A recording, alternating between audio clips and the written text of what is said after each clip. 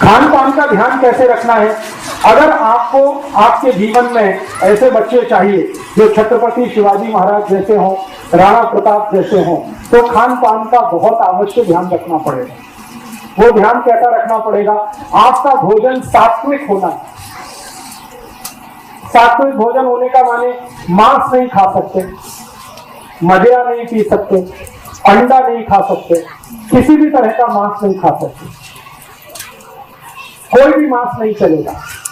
तो सात्विक भोजन का माने निरामिष भोजन, सात्विक भोजन का माने शाकाहारी भोजन, सात्विक भोजन का माने बगैर अंडे का भोजन। ये सात्विक भोजन का आपको अपने जीवन में पालन करना ही पड़ेगा, बिना उसके आपके बच्चे तेजस्वी तपस्वी नहीं होने वाले। तो भोजन करते समय ये ध्यान रखें, मांसाहार का सेवन ना करें, तो शाकाहारी जीवन ज्यादा हो। शाकाहारी जीवन में कुछ चीजों का उपयोग भरपूर करना है, जैसे गाय का दूध, गाय के दूध का दही, दही की ताक, ताक में से निकाली हुई लोनी, लोनी से निकाला हुआ घी, ये ज्यादा उपयोग करना। और जैसे लोनी है ना, लोनी, लोनी और उसके साथ खड़ी शक्कर, ये नियमित रूप से खाना, दोनों को खाना, पति को भी पत्नी को भी। लोनी, खड़ी शक्कर नियमित रूप से। सूप ना भी खाए तो चलेगा, लेकिन लोनी और खड़ी शक्कर नियमित रूप से ले। लोनी जो है ना, मक्खन नहीं है, मक्खन अलग है, लोनी अलग है, समझते हैं ना? वो दही में वो चलाते हैं, मराठी में क्या कहते हैं उसको, मथानी, रई। तो रवी चला के जो निकलेगा वो लोनी। मक्खन जो है वो दूध से ही निकाला जाता है सीधे, तो लोनी खानी है, मक्खन नहीं। तो लोनी और थोड़ा सा खड़ी शक्कर नियमित रूप से दोनों पति पत्नी उपयोग करें। कितना लें, मात्रा कितनी हो? कम से कम 25 ग्राम लोनी और 5 से 10 ग्राम खड़ी शक्कर। और इसके अलावा जो नियमित रूप से आपको भोजन में लेना है, तिल आपको नियमित भोजन में खाना है। तिल, मसूर की दाल, मूंग की दाल नियमित रूप से खाना। एक दिवस मूंग की दाल, एक दिवस मसूर की दाल, ऐसे नियमित रूप से खाना। और नियमित रूप से जो फल सीजन वाले होते हैं, जैसे अभी गर्मी का सीजन है, तो गर्मी के सीजन में जो फल है उसमें आम सबसे जास्ती है, तो भरपूर आम खाना। थोड़े दिन में सीजन बदलेगा तो फल भी बदलेंगे, तो सीजन वाले जो फल है वो भरपूर खाना। जैसे संतरा आएगा, मौसमी आएगी, द्राक्ष आएगा, सीजन के हिसाब से। तो अभी आम है, आम के बाद कुछ, फिर उसके बाद कुछ, उसके बाद कुछ, तो ये सीजन वाले फल भरपूर खाना है। और फल कभी भी भोजन के साथ नहीं खाना है, अकेले खाना। केला हो, दूसरे फल हो, वो भोजन के साथ नहीं, अलग से खाना। जैसे भोजन किया उसके 2 तास बाद या 2 तास पहले फल खाना, या तो फल सुबह सुबह नाश्ते में भरपेट खाना, वो सबसे अच्छा। और एक चीज नियमित रूप से करनी पड़ेगी कि थोड़ा शरीर श्रम नियमित रूप से हो, पति का भी पत्नी का भी।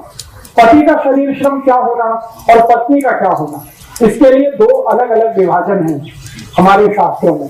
पत्नी के लिए शरीर श्रम ऐसा होना जिसमें पेट का हिस्सा, जिसको गर्भाशय कहते हैं, उसमें बार बार मूवमेंट आए, ऐसा श्रम हमें होना पत्नी के लिए, स्त्री के लिए।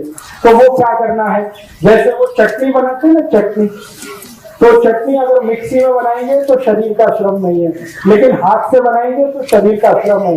और उसमें सबसे ज्यादा मूवमेंट यूट्रस रीजन का ही होता है, गर्भाशय का सबसे ज्यादा मूवमेंट होता है। तो चटनी हाथ से बना। इसी तरह से हाथ काम ज्यादा घर का, कपड़े धोना तो हाथ से धोना, वॉशिंग मशीन से नहीं धोना, चटनी बनाना तो हाथ से बनाना, रोटी बनाना तो हाथ से बनाना। आजकल रोटी बनाने का मशीन आ गया है, इसलिए मुझे ये बोलना पड़ता है, रोटी बनाना तो हाथ से, कपड़े धोना तो हाथ से, चटनी बनाना, ये सब स्त्रियों के लिए।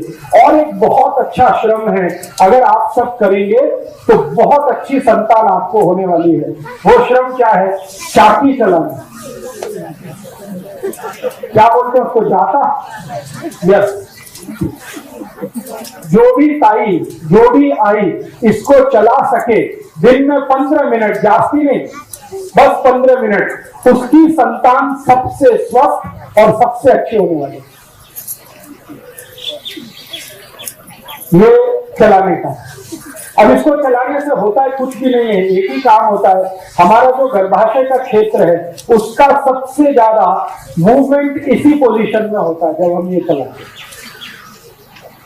मैंने थोड़ा अभ्यास किया, अपने पुराने जमाने की जो आई है, जो जाता चलाती है, सबके बच्चे स्वस्थ और तंदुरुस्त। मेरी आई मेरे बारे में बताती है, मेरा और मेरा एक छोटा भाऊ है, हम दोनों का जन्म मेरी आई ने 8 महीने लगातार जाता चलाया। हमारे घर में एक परंपरा है कि जो आटा होता है वो ताजा खाना, तो जाते से ही संभव है, वो बाहर से पिसा के नहीं लाना। तो वो परंपरा के कारण मैं, मेरे भाऊ का, दोनों का जन्म हुआ है, और मैं जब से जन्म हुआ बीमार नहीं पड़ता, मेरा भाऊ भी बीमार आसानी से नहीं पड़ता। मेरे घर में मेरी आई को बहुत बार मैंने पूछा, तब उसने ये बताया कि जाता का परिणाम। मेरा जन्म नॉर्मल डिलीवरी से हुआ, मेरे भाऊ का भी जन्म नॉर्मल डिलीवरी से हुआ, घर में हुआ। मेरी अज्जी ने हम दोनों का जन्म कराया, डॉक्टर को नहीं बुलाया। मेरी अज्जी पढ़ी लिखी नहीं थी, दोनों का जन्म उसने आसानी से करा दिया। वो एक ही कारण, जाता। तो आपके घर में अगर जाता लेके आए, बहुत अच्छा मिलता है ना अभी। हाँ, बहुत ज्यादा महंगा नहीं है, 50-60 रुपए में या 100 रुपए में मिल जाता है। तो आप उसको नियमित रूप से 15 मिनट, जास्ती नहीं 15 मिनट चलाएं। स्त्रियों के लिए। पुरुषों के लिए शरीर श्रम क्या करना? पुरुषों के लिए शरीर श्रम सबसे आवश्यक है कि आप थोड़ा दिन अगर चाहते हैं कि स्वस्थ संतान हो तो नागर चलाना।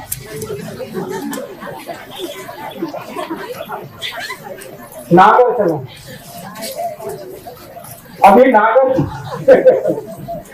अभी नागर चलाना उनके लिए तो आसान है जिनके पास खेती है और बैल है। जिनके पास खेती नहीं है उनके लिए थोड़ा मुश्किल है। तो उनको क्या करना पड़ेगा? नौकरी करते हैं बैंक में, बीमा कंपनी में, अभी तो हम नागर नहीं चला सकते, तो उसके बराबर का एक दूसरा श्रम है, उसी के जैसा श्रम है, सीढ़ियां चढ़ना और उतरना।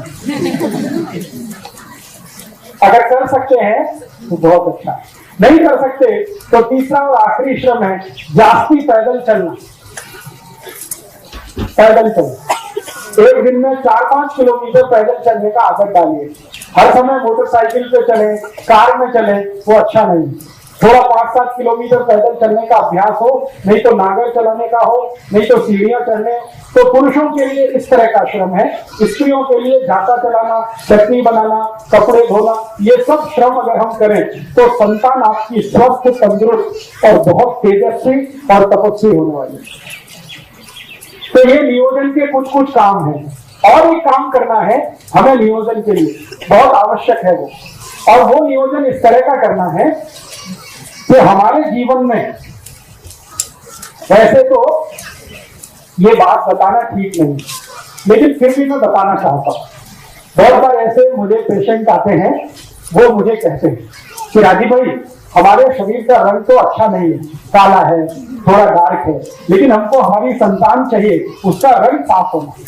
अभी क्या करें? ऐसे बहुत लोग आते हैं। तो मैं कहता हूँ ये बेकार का बात है, फिर भी वो कहते हैं नहीं, कुछ तो औषध बताओ। तो इसकी औषध ये की है कि जो भी अपने संतान का रंग साफ चाहते हैं, थोड़ा व्हाइटिश कलर चाहते हैं, रंग उसका अच्छा फेयर कलर चाहते हैं, भले उनका रंग अच्छा नहीं है, तो वो नियमित रूप से स्त्री और पुरुष हरद का दूध पीते रहना। रात्रि को दूध में हरद मिला के पीते रहना, थोड़ा सा उसमें दूध भी डाल। तो दूध, हरद और दूध जो भी नियमित रूप से पिए सभी के बच्चे उनसे ज्यादा अच्छे रंग वाले होते हैं। तो ये नियोजन का एक हिस्सा है। और एक हिस्सा है कि आपके बच्चों की बुद्धि कभी भी तेज रहे, तीव्र रहे, मंदी मंद ना हो, कभी भी उनकी बुद्धि तेज रहे, तेजस्वी रहे, आईक्यू उनका अच्छा रहे, मति मंदता कभी भी ना आए। तो आप और एक छोटा सा नियोजन करना, और वो नियोजन बस वही है जो मैं बार बार पहले कह चुका हूं, दही चूना मिला के खाते रहना, गाय के दूध का दही बनाना, चांदी के बर्तन में उसको दही जमाना, सकाड़ी उसको दही को चूना मिला के खाना।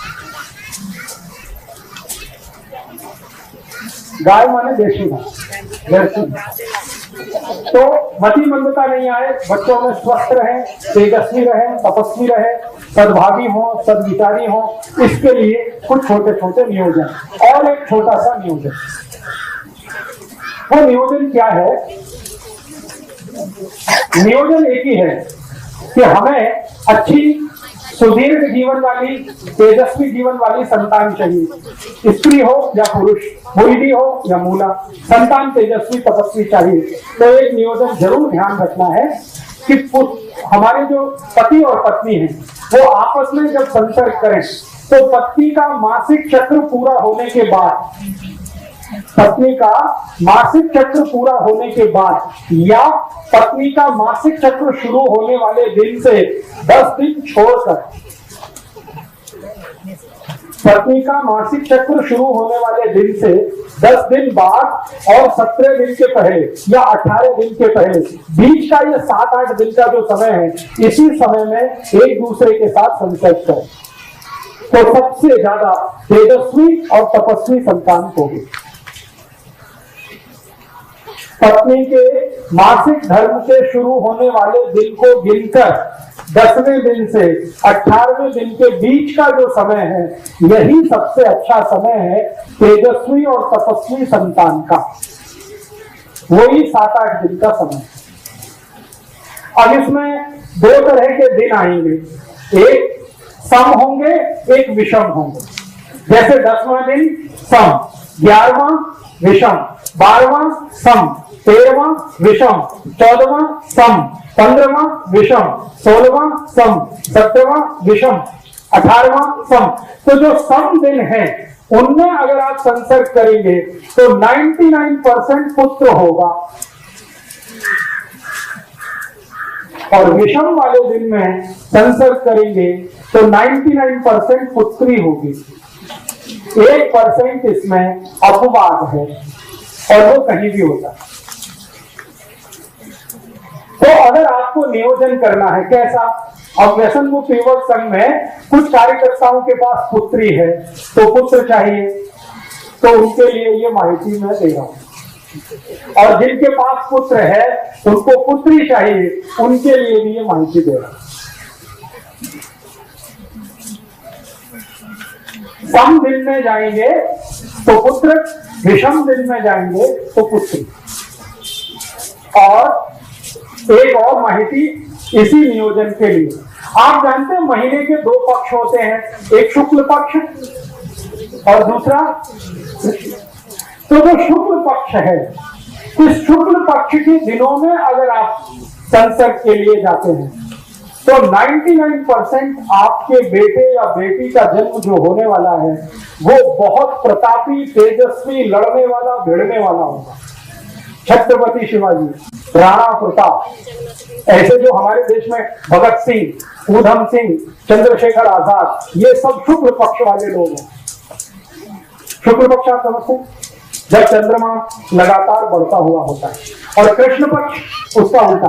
कृष्ण पक्ष में जब आप जाएंगे तो अच्छे से अच्छे साहित्यकार, वैज्ञानिक, बहुत बड़े डॉक्टर, इंजीनियर, चार्टेड अकाउंटेंट, ऐसे बच्चों का जन्म होगा। न्यूटन, आइंस्टाइन, जगदीश चंद्र खुराना, हमारे देश के बोस, हमारे देश के ये जो महान लोग साहित्य के क्षेत्र में, विज्ञान के क्षेत्र में, कला के क्षेत्र में आगे बढ़े हैं, ये सब कृष्ण पक्ष वाले लोग हैं। ठीक है। अब शुक्ल पक्ष और कृष्ण पक्ष का चक्कर क्या है? ये चक्कर है चंद्रमा के शरीर पर पड़ने वाली ऊर्जा। आप जानते हैं कृष्ण पक्ष में चंद्रमा नहीं होता और शुक्ल पक्ष में चंद्रमा बहुत तीव्र होता है। चंद्रमा की तीव्रता अपनी नहीं है। आपको मालूम है चंद्रमा का प्रकाश कहां से आया? सूर्य से।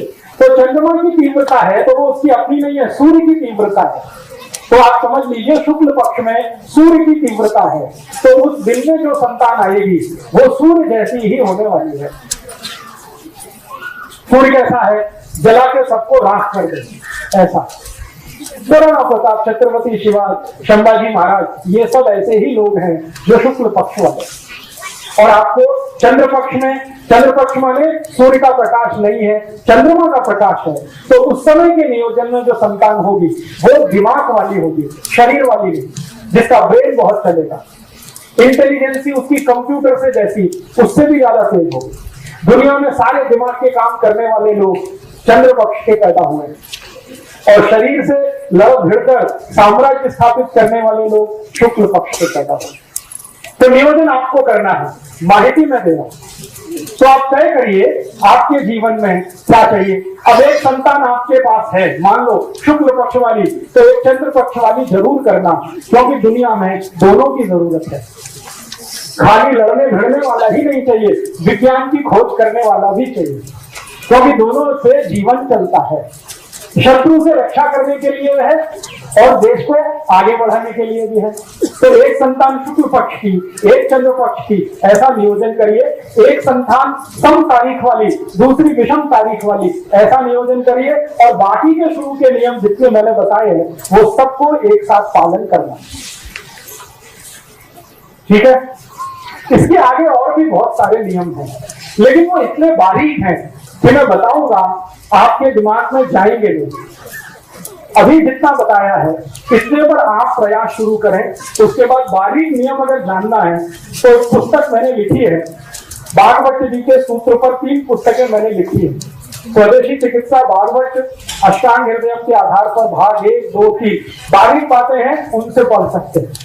मोटी जितनी बात है वो मैंने आपको बताई। तो ठीक है, मैंने कुछ माहिती दी है, आपके समझ में आई है तो बहुत अच्छा। अगर आप ये समझ पाएंगे तो बहुत अच्छा है। एक बात को मैं फिर रिपीट करता हूं, इसको हमेशा याद रखिएगा कि आपकी संतान अच्छी हो, तेजस्वी हो, तपस्वी हो, तो खान पान में जितने नियम बताए हैं एक बराबर याद रखना। लोनी और खड़ी शक्कर ये रोज खाना। लोनी आप समझते ही हैं, खड़ी शक्कर आपको माहिती है। लोनी और खड़ी शक्कर रोज खाना, दोनों को खाना, पति को भी पत्नी को भी। जी मतिमंद और हैंडीकैप जो बच्चे होते हैं वो कहां से आते हैं?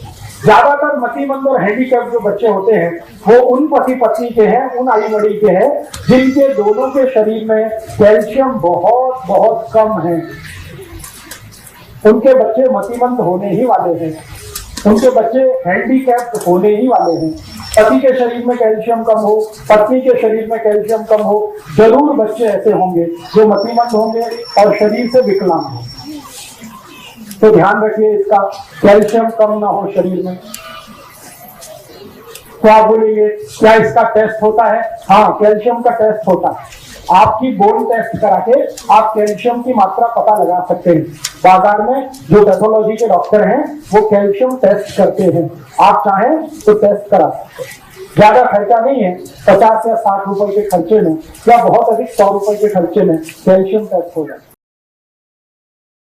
चंडीगढ़ में भारत का पहला इंटीग्रेटेड मेडिकल साइंसेज का हॉस्पिटल शुरू किया गया है, जिसका नाम हिम्स रखा गया है। Hospital and institute of integrated medical sciences, जहां पर एलोपैथी, आयुर्वेद, होम्योपैथी, नेचुरोपैथी सब एक ही साथ पेशेंट को ठीक करने के उद्देश्य से काम करती है। ये सारी पैथियां, जिसमें डॉक्टर विश्वरूप राय चौधरी, डॉक्टर अमर सिंह आजाद, डॉक्टर अवधेश पांडे, आचार्य मनीष, डॉक्टर खादरवली और इन सब की पूरी नॉलेज, ट्रेनिंग और एजुकेशन को भी यूज किया जा रहा है। फिर चाहे आपकी बीमारी छोटी हो या बड़ी, चाहे लीवर फेल हो, किडनी खराब हो, हार्ट की प्रॉब्लम हो, जोड़ों का दर्द, ऑटो इम्यून डिजीज हो या फिर स्टेज 4 कैंसर ही क्यों ना हो, या कोई ऐसी बीमारी जिसको आपके डॉक्टर ने लाइलाज बता दिया हो, या फिर उस बीमारी का हल ऑपरेशन बताया हो, तो इन सभी समस्याओं का सही समय पर अगर समाधान किया जाए तो आपकी बीमारी का जड़ से समाधान हो सकता है। अगर आप भी हैं किसी बीमारी से परेशान, तो आप इस हिम्स हॉस्पिटल के अंदर आकर के अपनी बीमारी का जड़ से समाधान कर सकते हैं। 70 बेड के इस हॉस्पिटल के अंदर खाने पीने से लेके रहने तक का भी सारा इंतजाम किया गया है। अभी भारत के अंदर पटियाला, जीरकपुर, चंडीगढ़, डेराबस्सी और दिल्ली के अंदर 14 क्लिनिक शुरू हो चुके हैं, जहां पर सिर्फ खान पान और आपकी लाइफस्टाइल को चेंज करके आपकी बीमारियों को रिवर्स करना सिखाया जाता है और आपको अपना डॉक्टर खुद बनाया जाता है, ताकि आप या आपके परिवार के अंदर किसी को कोई भी बीमारी आ गई है तो उसे कैसे निजात पा सकते हैं और भविष्य में और कोई बड़ी बीमारी या छोटी बीमारी ना आए, उससे भी कैसे बचा जा सकता है, उसके बारे में भी आपको सिखाया जाता है। अगर आप या आपका कोई किसी भी गंभीर बीमारी से परेशान है तो स्क्रीन पर दिए गए नंबर पर संपर्क करें